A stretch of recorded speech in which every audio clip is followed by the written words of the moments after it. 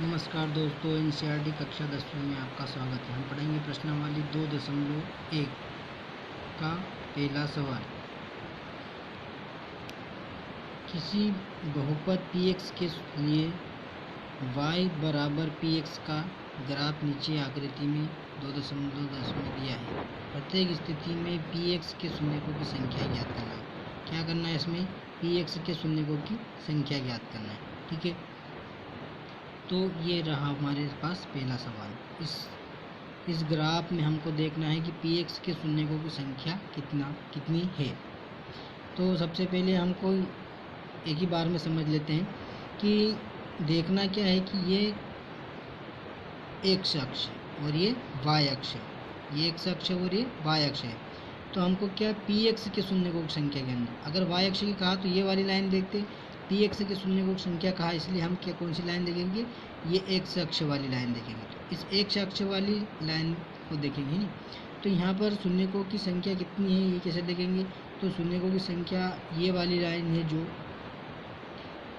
ठीक है, ये सबसे ऊपर है। इस लाइन को छू रहे क्या, कितनी बार टच कर रही है इस x अक्षों को? तो एक बार भी टच नहीं कर रही है। तो इसलिए यहाँ पर शून्यकों की संख्या 0 है।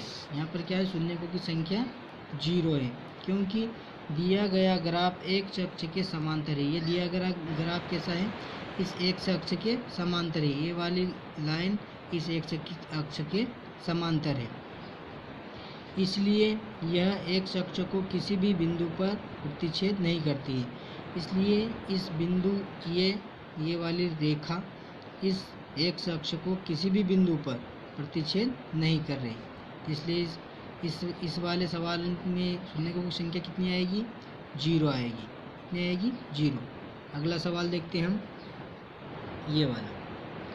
इसमें px के शून्यकों की संख्या कितनी है ये देखेंगे। ठीक है, सवाल हमारा वही है, पर ये दूसरा सवाल है। सब में क्या देखना है? px के शून्यकों की संख्या ज्ञात करना है। तो इसमें शून्यकों की संख्या कितनी आएगी? तो इसमें शून्यकों की संख्या, इस x अक्ष को ये वाला कर्व कितनी बार इस बिंदु पर प्रतिच्छेद कर रहा है? तो ये ग्राफ 2 बिंदुओं पर प्रतिच्छेद कर रहा है, यानी कि दिया गया ग्राफ x अक्ष को कितनी बार कर रहा है? केवल एक बिंदु पर, एक बिंदु पर प्रतिच्छेद कर रहा है। इसलिए यहाँ पर शून्यकों की संख्या कितनी हो जाएगी? 1 हो जाएगी। दूसरे वाले सवाल में शून्यकों की संख्या शून्यकों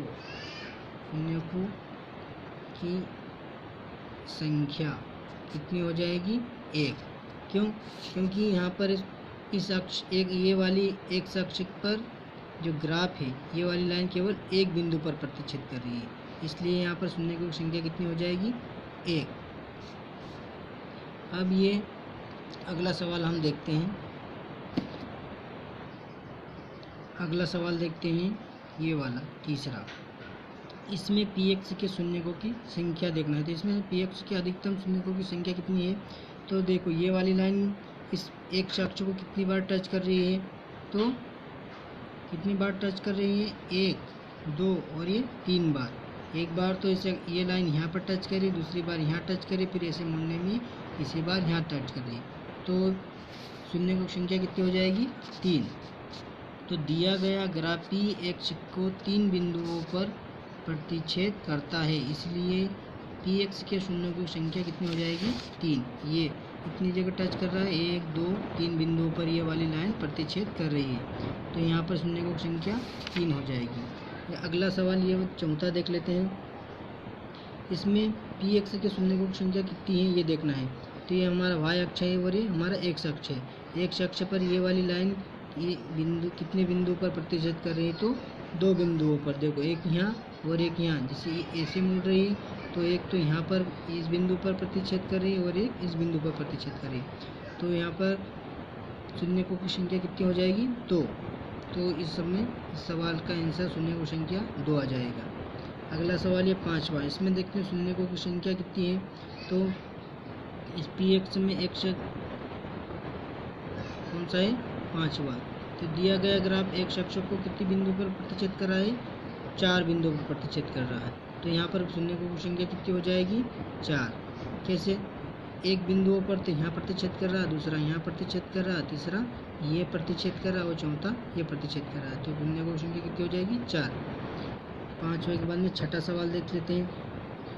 छठा सवाल है, इसमें दिया गया पी एक्स का ग्राफ एक्स अक्ष को कितने बिंदु पर प्रतिच्छेद कर रहा है? तो 3 बिंदुओं पर प्रतिच्छेद कर रहा है। तो पी एक्स की शून्यकों की संख्या कितनी हो जाएगी? 3। क्यों? देखो, एक तो यहाँ प्रतिच्छेद कर रहा है, एक यहाँ, ये देखो यहाँ 2 बार प्रतिच्छेद नहीं कर रहा है, वहीं की वहीं एक जरा सा बिंदु मिला होगा, तो 2 और एक यहाँ 3।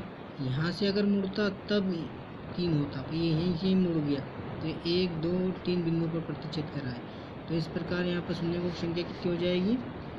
3। दोस्तों, अगर वीडियो पसंद आए तो लाइक करना, शेयर करना और कमेंट करना। धन्यवाद।